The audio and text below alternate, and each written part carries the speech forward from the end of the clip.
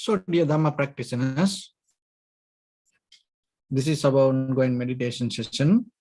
So, be comfortable yourself and relax your body. Once we get connected with the other network, we're ready to start the session for today.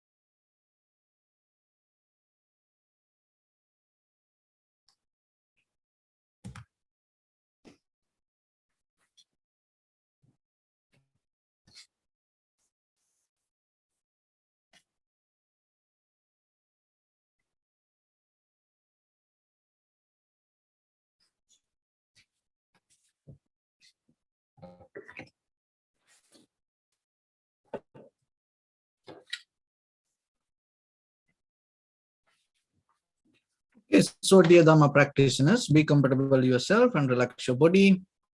Keep your back straight, neck head straight in one line, and your right palm on your left. So gently close your eyes and bring attention to this bell sound. And while you're focusing to the sound, mentally relax your body, relax your mind, and relax your breathing with your thoughts. So do nothing extra. Just follow the sound, please.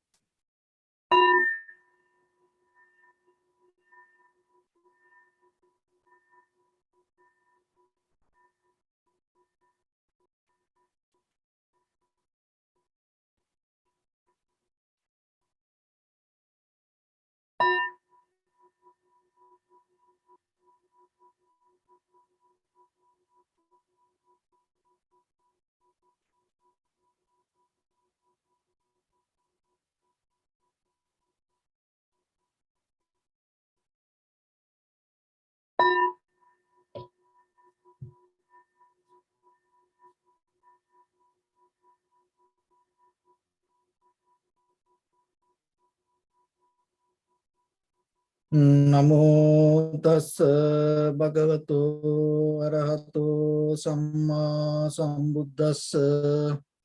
Namo tassa bhagavato arahato samma sambuddhassa. Namo tassa bhagavato arahato samma sambuddhassa. Homage to the blessed one, the exalted one, the fully enlightened one. So, dear Dhamma practitioners, before we start our practice session, as usual, we'll take few minutes for ourselves to become very clear with the techniques we practice here, and at the same time, it is important for yourself to know out of this practice how the clarity, your inner awareness become more sharper and clear. Because once you know it yourself, while you practice and anywhere you go, and this go with you, and it's going to be with you. So that is very important. And most of time when it comes to day-to-day life, why we mostly give up things? Because we don't know about it. So once you know basically exactly what to do and how it can develop and what are the benefits that you can gain, so then by the time you can develop your own way of practice little by little. So that's why our very purpose is this giving some basic information for yourself, tools for yourself to build up this spiritual path. So you're going to be your own guru, or you're going to be your own teacher, you're going to be your own master. So you have to take that responsibility. So this is not kind of like just we come every day, half an hour, 1 hour, and head massage ourselves and go. And it's not like that. It doesn't work for anybody. So that's why you have personally yourself some responsibility to build up the path for you, because this is what you're going to take with you. You know, that all other things, by the time we have to let go. Look at your life around you, that all the material things, the wealth, the properties, that everything, by the time sometimes we have to let go. And even our loved ones, you know, husband or wife or children, sometimes we have to let go by the time. They go their own way. Even maybe you have a big house, they have their own room and they do whatever they want and you don't know. Even maybe sometimes you live in the same house, but you don't have a kind of like a conversation for a few days sometimes. You don't look at the person face to face sometimes, you know, for a few days. So you have to, it's kind of like you have, even though we know we are in this conventional life, end of the day, most of time, that your own mind will help for you. So that's why develop this mental path is very necessary for you. And because once you have that clarity within yourself, it will be helpful for your entire life, and not only for this life, even your whole sansaric journey. So it's going to become a great benefit for you. So when it comes to the meditation, as you know, that our very purpose is understand the reality.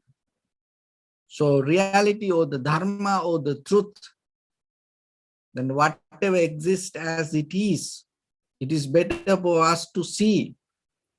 So then when it comes to the present moment, just living in the moment, or the living in the present moment sometimes doesn't work if you can't see the reality. So then you have to be very careful about that. Okay, sometimes people, it is being in the moment, being in the present moment is a kind of like a very famous word nowadays. But you have to see why you have to be in the moment.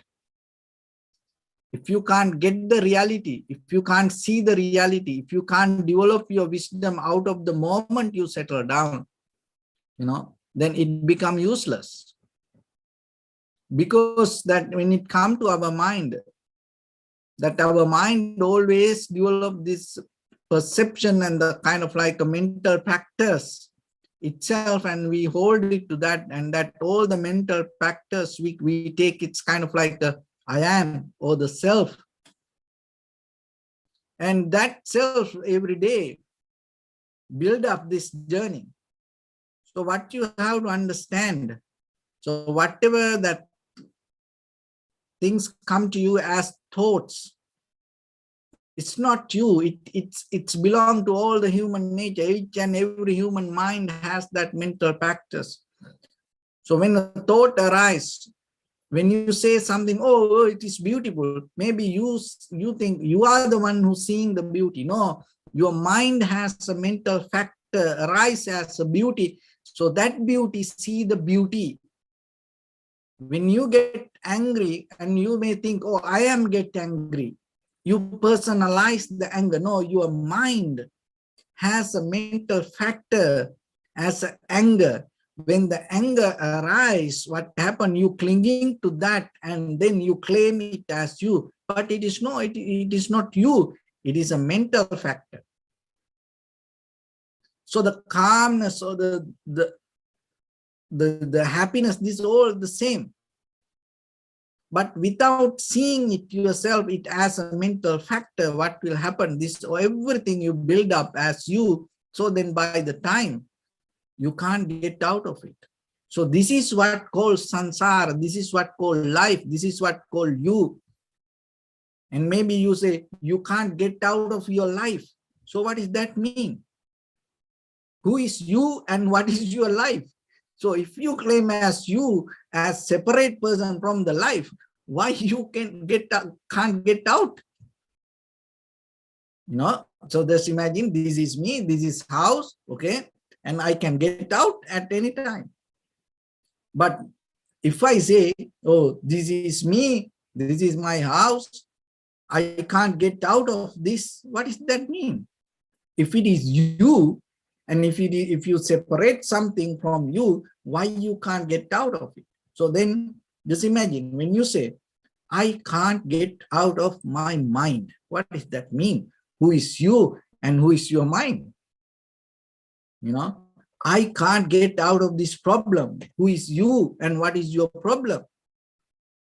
Because you are the one who personalized the problem, and because of that, you see the problem as separate, and then you are the one who again claim you can't get out of it.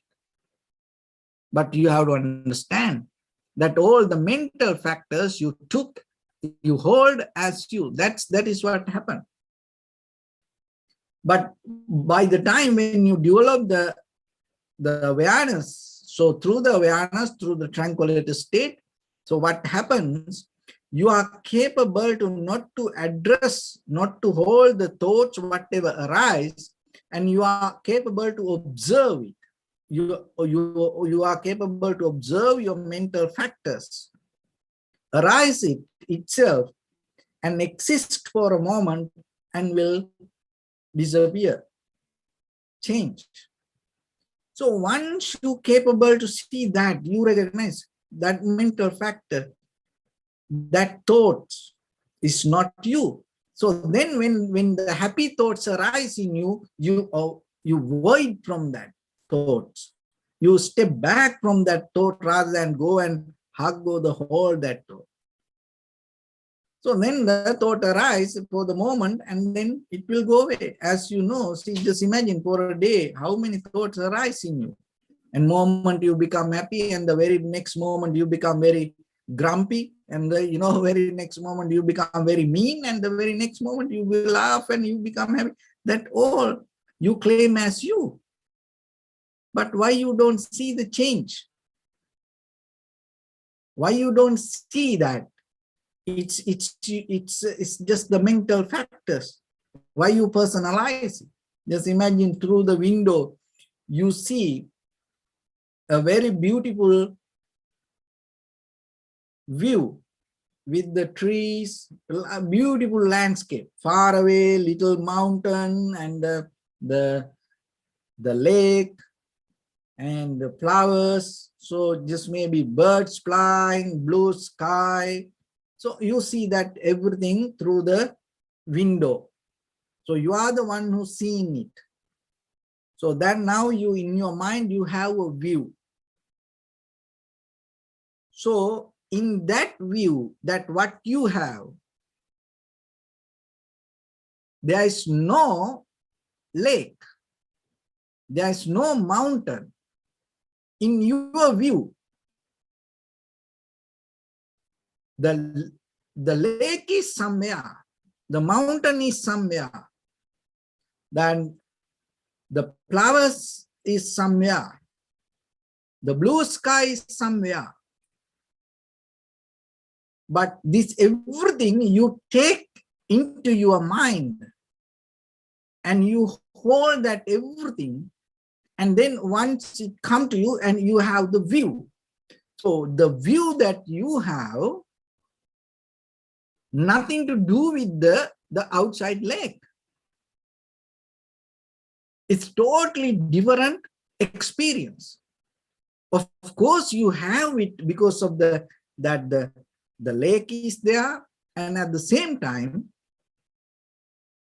it should contact you. Otherwise, there are a lot of things we don't see. We don't have any kind of view regarding that things because we don't see, we don't hear, we don't smell.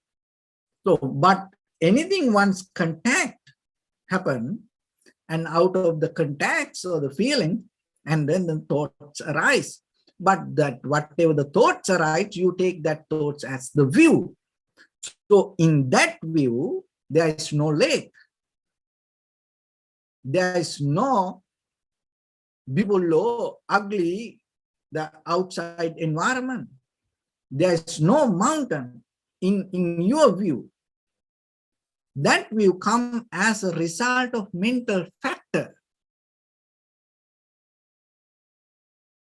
So in your view, if you have a mountain lake that inside your head, what should be? It should be something else. And as you know, nowadays it's very simple that all the doctors, scientists, everybody know what is inside this head.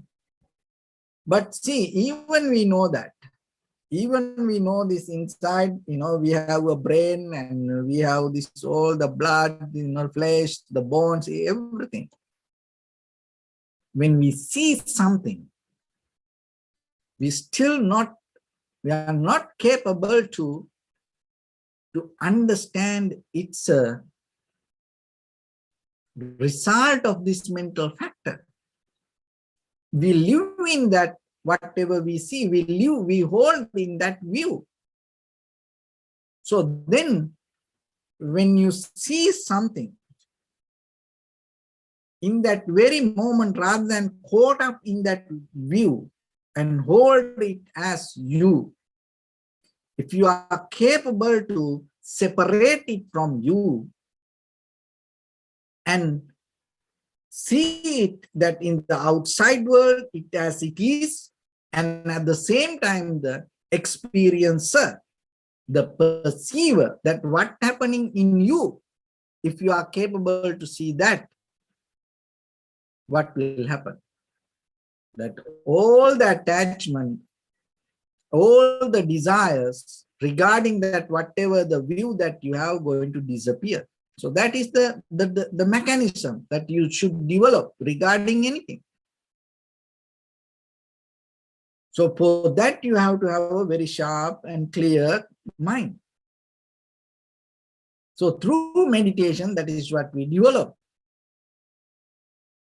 And when you develop it little by little, your viewpoint becomes so expand. Your lens become more sharp and clear. I give a very clear example.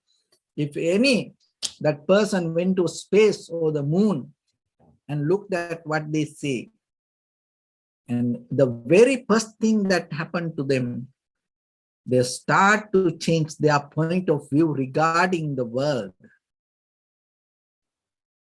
The very reason is this, because look ourselves, we have boundaries, we have neighbors, boundaries, we have cities, we are very limited with the states, we are build up ourselves countries, and we already build up that lines inside our mind. But it is such, there's no such a thing like that. We are the one who build up that. So whoever went to space or the moon, what happened? Once they see the very first time the earth, and their mind get out of that boundaries. And once they get out of that boundaries, their mind become more expand and different. Just imagine ourselves in this very moment, if you are capable to see the world without the name from the countries or the boundaries or the, without any differences, if you are capable to see that each and everyone have the same place to live, see that what will happen to your point of view? It shift. So when you go through deeper observation, so that kind of shift has started to happen in you, because otherwise we hold it to our mental imagination, formation, mental factors. That mental factors, what happened? We take it as our conventional life and then we maintain it. And what we call the ordinary lifestyle, casual life. So, but when it comes to deeper yourself, 24/7, that inside your mind, you dealing with your own imagination that happen inside your mind, and that when that imagination becomes stronger, that mental formations, that cankers become stronger, what happened in the moment that whatever perceive, maybe it's not going to become that much value to you. That's the thing. That's what happened. Just imagine sometimes when people hold it to strong ideas, and it's a family, in a family sometimes it is very important for whole family, and maybe they are having a conversation. When the people come to their strong ideas, sometimes they, I don't care. See, it doesn't matter. See that how that people hold it to that, and then that whatever situation come, whatever the change come, it doesn't matter to them. So this is what happened in day-to-day life with the son, in this ordinary life sometimes. So when you caught up in that your imagination, it doesn't matter for you what is exist outside. So that's the thing, and then you go with that whatever you experience. So, but when it comes to meditation, you start to recognize that both. Of course, there is something outside, and you recognize that also, and you know how that experience come to you, and at the same time you know that what you experience inside you is not exactly what is outside. It is different. So as example, this bottle of water, so I see it is this outside, there is a bottle of water, you can measure it and you can weight it. Of course there is something real is there. We can't say no, it is not there, it's all in the mind. No, there is a water. See, I can touch it, it's a bottle of water. There is something, but the thing is, what I see is not this bottle. If I see this bottle, it cannot be here. What I see in my mind is something else. So then when you see something, can you separate that? That what you see the outside and what you experience inside? If you are capable to recognize that both, you will see that what you experience this inside is moment by moment change. And that change is the most important thing, not this outside, because we are capable, with the expired date and that things, we are capable to measure this change. But if you don't see that what you experience as a bottle of water change, and then you keep replacing, you go with it. But once you know that what you experience as a bottle of water, moment by moment change, in that very moment, you are more separately can observe and recognize, and very clearly you can understand what is this.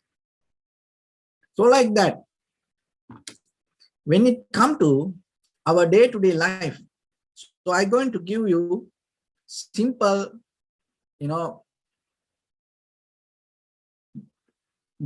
few details in day-to-day life for you to work.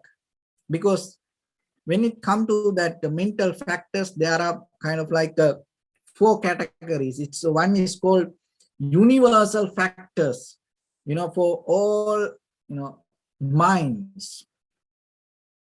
Each and every moment, 24/7, each and every human beings, it's common. It's kind of like the feelings, perception, volition, those are very common. It's called universal factors. For me, for you, it's each and every human being. They all go through that. And another one is called, occasional factors, that sometimes it arises. It's kind of like a, effort, that wholesome, kind of like a unwholesome thoughts. This sometimes it arises. It's not all the time, but it also arises in our mind. And then another factor called unwholesome factors. That to do any unwholesome activities, you have to have these mental factors Otherwise, you can't do that unwholesome things, bad things. Bad mean, just from the practice point of view, we bring that word bad. Okay, but otherwise, it's more kind of like you can't really say something bad. It's a kind of like comparison, And then another factor is called the beautiful factors. Another way, it's a kind of like a wholesome factors. So universal factors, occasional or sometimes the occasional factors, mental factors, and unwholesome factors, and the beautiful factors or the wholesome factors. So when it comes to that, these all four categories in our mind, to perform any unwholesome thing, there are certain mental factors you should have, otherwise you can't. So there are mainly 14 factors, but that all the 14 factors not going to be all the time. But each and every mind, if you recognize any unwholesome factor, any unwholesome activity, bodily, verbally, mentally unwholesome act, there are four things should have, otherwise there is no way that person can perform that unwholesome act. See, there are four things. That's the thing. That's once you recognize the very nature of the mind, you're not going to get it as you. So, if you are capable to handle these four mental factors in you, you are more, it's kind of like 80%, 90%. You are more capable to get out of most of your unwholesome activities. So people come to these unwholesome activities. One of the reason is delusion. So the delusion means not knowingly reasons. Another way, people say lack of wisdom, lack of understanding, lack of knowledge in a very conventional way, but it comes deeper to complete, not knowingly reason how things come to be as they are. So if you don't know how things happen, maybe you start to imagine, maybe you start to create things, maybe you start to guess, oh, it's maybe like that. So like that's how this delusion can multiply. So somehow, when you perform any unwholesome act anywhere in the world, any person, one of the things with that person is delusion. That means that person, even though that person thinks it is right, it is not the exactly right thing that person knows. Because this is now, see, in case if any human being know exactly things as it is, forget about the religion, forget about the culture, forget about the age, forget about the gender. If any person know how things come to be as they are, if any person know that the exact reality regarding this anything, out of that person there is no capability to happen any unwholesome act. That's the thing. So that's why practicing meditation is a way that naturally you develop a self-discipline, self-wisdom yourself, because once you know how this happens, and out of that anywhere that out of your bodily, verbally, mentally actions, there's no way that unwholesome things going to happen. So then when the situations come, remember any unwholesome situation, and sometimes we see, the people do very crazy things sometimes.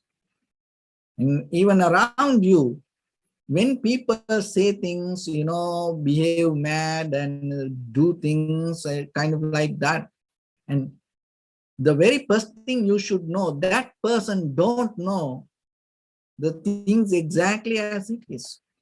Even ourselves, if we do some wrong, you should not hold it to yourself, oh, I am the one who did do like that. You should recognize in that very moment, whatever you did, the wrong action, why you did it, because you didn't know the right reasons. So then what you should do? Start to look and learn and search about it, understand about it, investigate about it. And once you know, in the very next day, out from you, there is no any unwholesome things going to happen. But what the mistake we does, as a society, as a culture even, we don't educate ourselves. So educate doesn't mean you read a book and no, you investigate. When you do something wrong, you know yourself, oh, I did something wrong. And then, but sometimes you don't try to self-educate yourself to understand why it happened, why you did that way. So even sometimes, people go to prison, and when people go to prison, there's no education for them to understand themselves, or even society never want to give a second chance for them to be a better person. And when someone do a mistake, from that day, we label that person as a wrong person. But according to the Buddha's teaching, there is no way.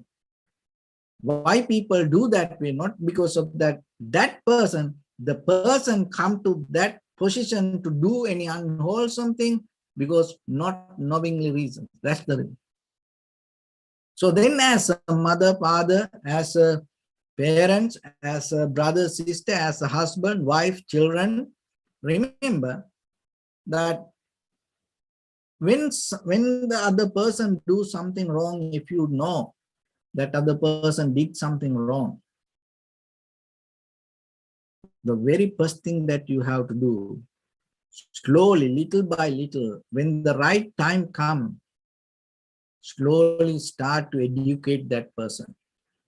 Don't try to blame, don't try to jump on that person, don't try to, fight with that person. In that way, we can't change people. So educate that person slowly, because once the person know the right thing, there's no way out of that person, the wrong thing's going to come.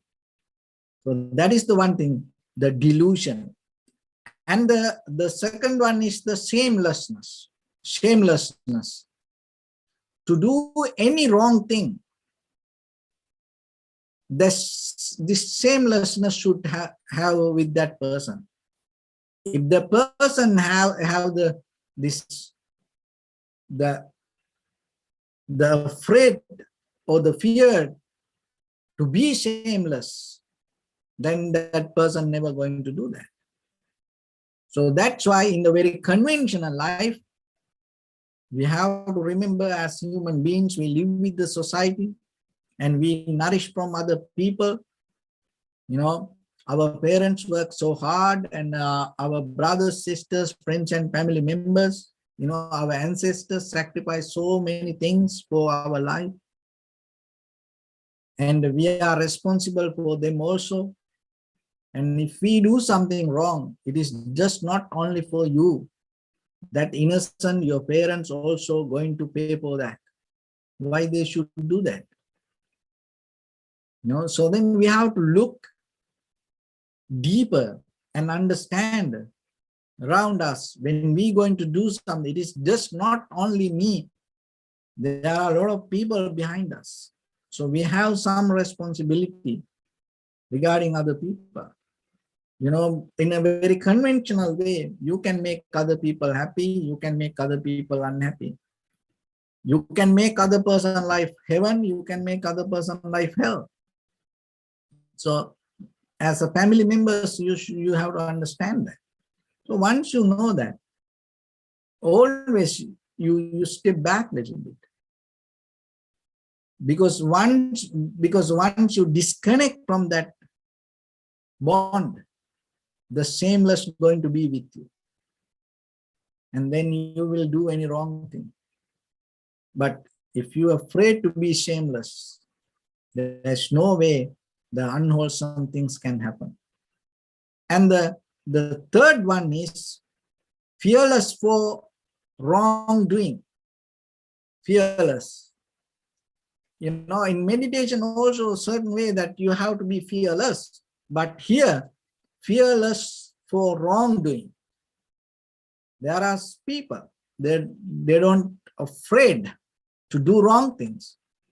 And sometimes other people encourage to do wrong things. So then in the society, remember, there's no any unwholesome things can happen out of any person if that person have the fear for wrongdoing.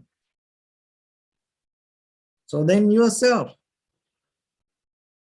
and always have that fear. And the most important thing, more than you, knowingly or unknowingly, as parents, as a husband, wife, children, as friends, as partners, sometimes we encourage other people around us to do wrong things, and we take their fear away from them. Never do that. Because in the very next day, we don't know what the unwholesome act going to do this person. So that's a never do it. It is not good for, for you, and it's not good for entire humanity, and it is not good for that person.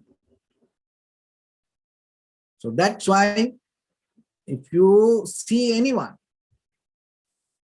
and have that kind of fearlessness and slowly implant that fear for wrongdoing, because that is where your spiritual foundation going to be.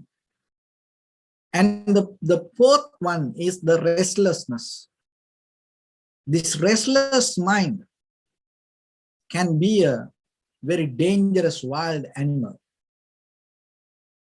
and it can destroy your own life. It can destroy your family life. It can destroy your social life. It can destroy your spiritual life. Restlessness. So that's why if you look for mental health, physical health, and spiritual development, somehow try to find some rest. And it doesn't mean you just lie down and without doing anything, just stay. No, you have to moderate your day-to-day activities, and you have to make it more profitable. And at the same time, here when it comes to restlessness, one thing is not to feed with the greed, hatred, and the delusion.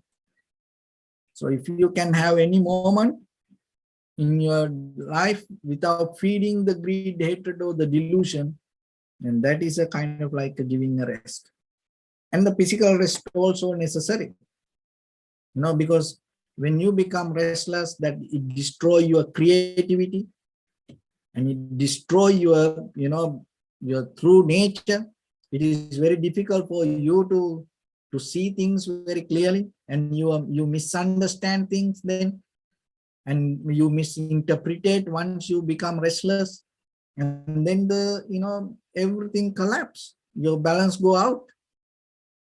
So that's why, as if I give a physical example, this most of the, as when you build up the body, this all the bodybuilders, one of the major thing is resting period. Without resting, you can't build the body. So apply the same concept to your mind. Without resting, you can't develop your mind. So restlessness. And if you see any unwholesome act anywhere, remember, behind that act, that person had the restlessness. That's why that person came to that action.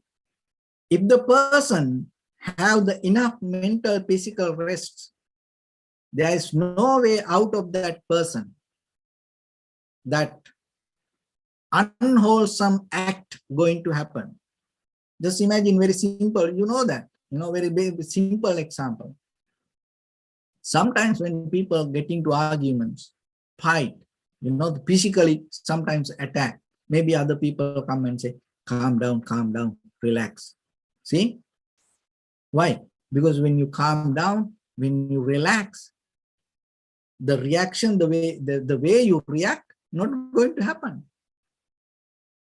So then why you wait till it boil up? And as a person, keep that calmness in you. So for that, you have to practice it. So then now you know yourself. You are the one who, your own mind, your mental factors itself, you are the one who nourish these mental factors to keep it like that way. So then when the situation comes to your mind, always remember, it is not you, it is mental factors. If you don't recognize that, it itself will start to take you to some different level. So once you know this, always you watch your mind. When there is a delusion, right away, stop all the bodily, verbally, mentally actions. Step back, void, don't go with that delusion. So it's a very simple example. When you drive, if you don't know the road properly, if you don't know where to go, if your GPS doesn't work, if you don't know which turn you should take, stop. First start to ask from someone, and then be very clear with the road you drive, and then start to drive. Otherwise you get hit.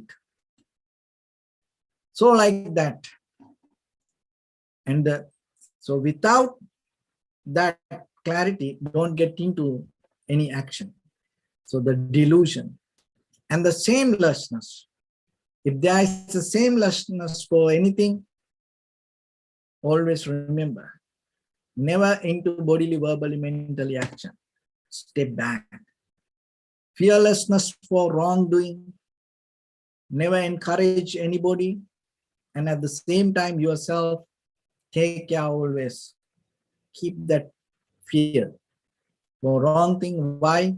Because in this very conventional life, and you have no idea, your grandparents had a dream about you, to maybe thinking, oh, my grandchildren will be a better people. Your parents, they sacrifice everything for you, and they gave, all the best things for you.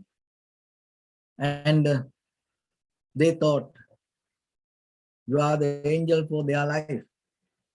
And then they had a dream. They have a dream regarding yourself. You will be a better person one day. So then when you're going to do something, think about, you have to think about you, and at the same time, think your parents, your grandparents, your husband, your wife, your children, your brothers, sisters, your friends. Think everybody. Then you will see more than one person. There are a lot of people around you. So fearlessness, get out of it, so that have the fear. And the fourth one is the restlessness. So always remember, have physical, mental rest. And not only yourself, if your husband, if your wife, if your children, if your parents, if your partners, brothers, sisters, if your friends have a very restless life, remember, advise them, slowly try to facilitate some kind of environment for them to rest.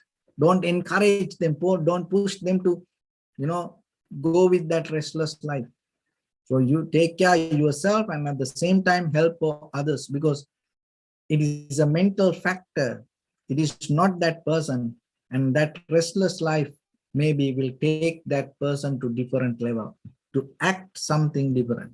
So that's why once you have this deeper understanding, rather than personalizing your own thoughts, you are capable to step back, avoid, and see it very clearly. And in that very moment, your clarity become more sharp and clear. And out of that clarity, you are capable to see the reality, how things come to be as they are. In that very moment, your perception become your wisdom.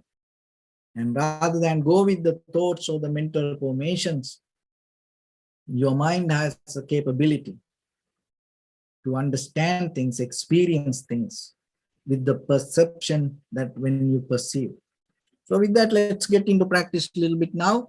So your right palm on your left and neck head straight in one line and be comfortable with your posture. So bring your attention to your body and scan head to toes yourself and say Swapatveva, or may I be well and happy 3 times.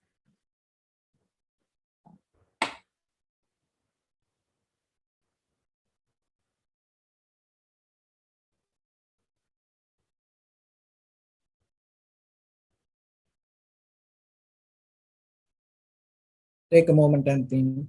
We gathered here in this moment to practice this ancient meditation technique.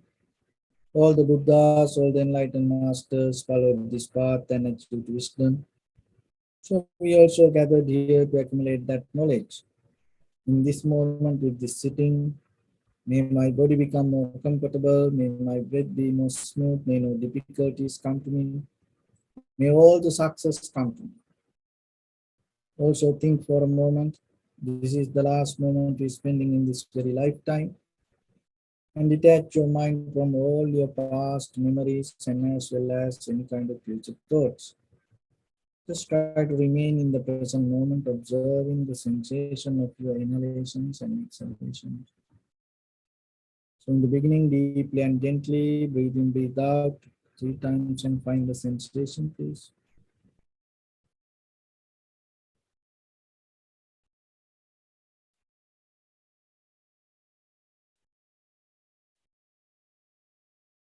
And allow your inhalations, exhalations happen itself. And when it happens through the sensation, recognize it, do nothing extra.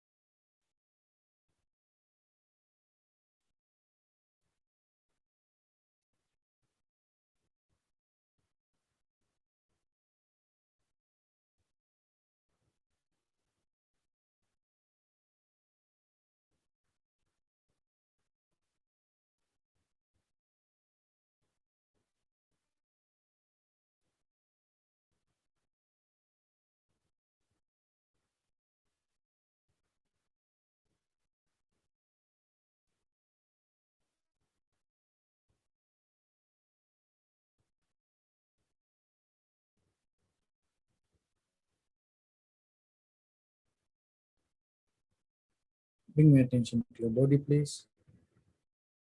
Observe your posture.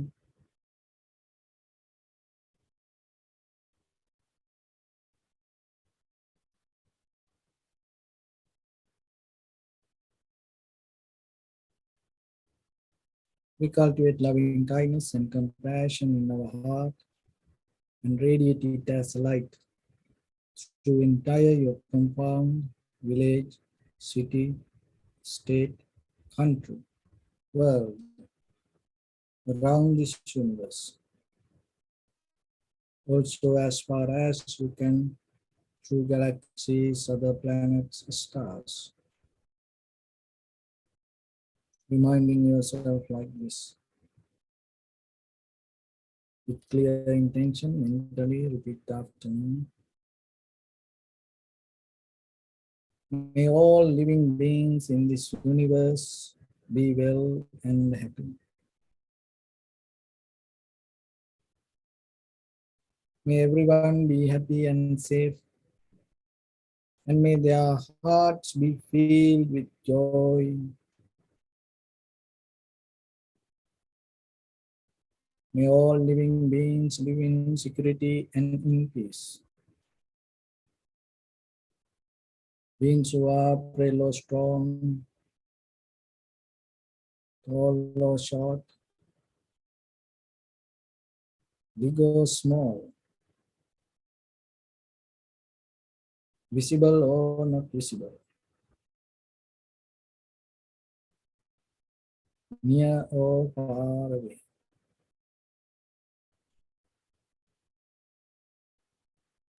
Already born or yet to be born.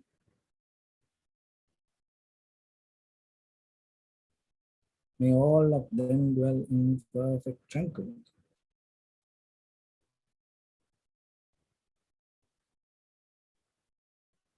Let no one do harm to anyone. Let no one put the life of anyone in danger. Let no one out of anger or ill will wish anyone any harm. Expand the loving kindness and compassion beginning from your heart. Forward, visualize yourself and send it as a light.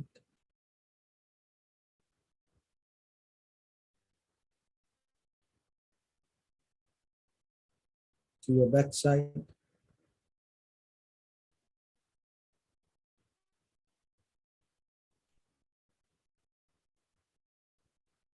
to your left side,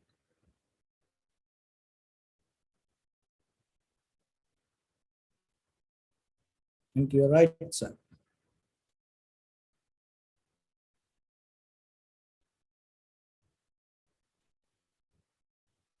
Downward,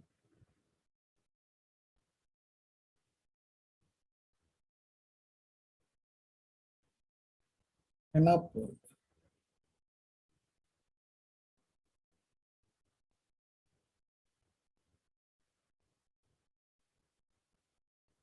To all six directions at once, like the moon, the sun, spread the light, spread the energy, without any condition, without any limitation, without any resistance, or without any judgment.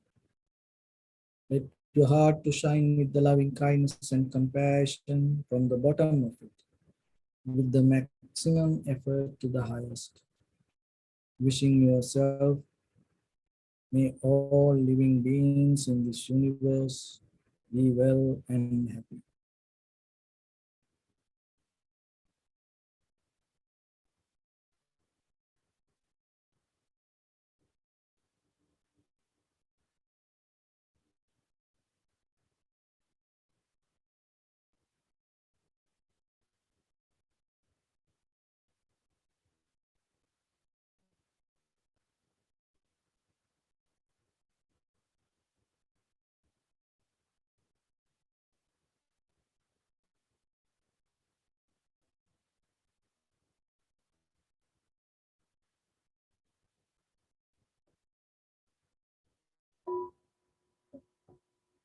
Say sadhu, sadhu, sadhu. So first of all, we offer this practice to the great qualities of the Buddha, Dhamma and the Sangha.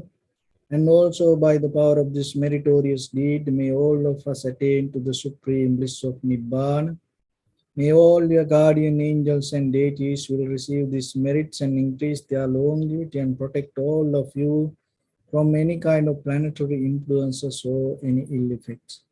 Ittavata chammi sampadam punya sampadam sabbe deva numodantu sabba sampatti siddhya sabbe bhuta numodantu sabba sampatti siddhya sabbe satta numodantu sabba sampatti siddhya Imaya Dhammanudhamma Patipattiya Buddham Pujemi Dhammam Pujemi Sangham Pujemi Attaya Imaya Patipattiya Jati Jaravya Maranam Paribunjisami Idamme Punya Kammanga Savakaya Vahangotu Sabba Dukkha Pamunchatu. Bless you.